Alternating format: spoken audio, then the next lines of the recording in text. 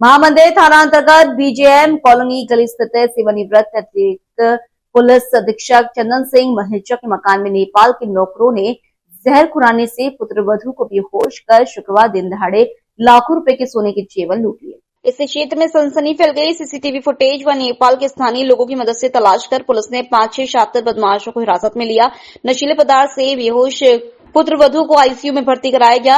अतिरिक्त पुलिस उपायुक्त पूर्व वीरेंद्र सिंह ने बताया कि सेवानिवृत्त एएसपी चंदन सिंह अपनी पत्नी लोकेंद्र सिंह के साथ गुरुवार शाम शादी में गांव गए थे। पीछे पर पुत्रवधू हिंदी पौते थे। घरेलू कामकाज के लिए नेपाल निवासी राज व काजल को घर रखा हुआ था। पुत्रवधू ने सुबह दोनों बेटों को स्कूल भेजा, फिर वो घर के कामकाज में लग गई। कुछ देर बाद काजल ने ग्रीन टी पीने का कहा तो त्वरिता सिंह ने मना कर दिया, लेकिन नौकरानी काजल बार बार ग्रीन टी कराने की जिद करने लगी।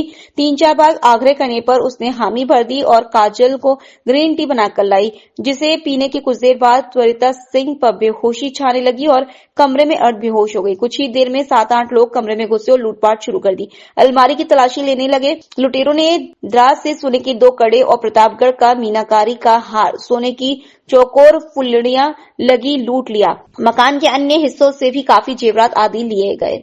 दिन में लगभग 12:30-1 बजे लगभग टेलीफोन सूचना मिली थी कि विजेश में गली नंबर 9 के अंदर हमारे रिटायर्ड एडिशनल एसपी साहब चंदन सिंह जी, उनके घर पर कोई जहर खुराने की वारदात हुई है।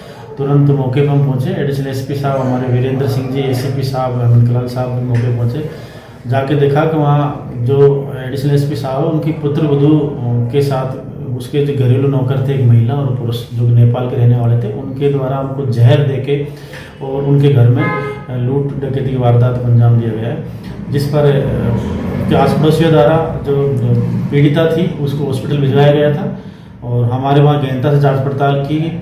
आस पड़ोसी जो नेपाली नौकर है उनसे पूछताछ की गई। उनके जो उसके नौकर थे जो इनके द्वारा वारदात को अंजाम दिया गया, उनके तुरंत हमने फोटो मोबाइल नंबर लेके तकनीकी रूप से अनुसंधान शुरू किया। हमारी टीम में अलग अलग बना के हमने रेलवे स्टेशन, बस स्टैंड, जहाँ भी उनकी संभावना थी वहाँ पर हमने टीमें रवाना की।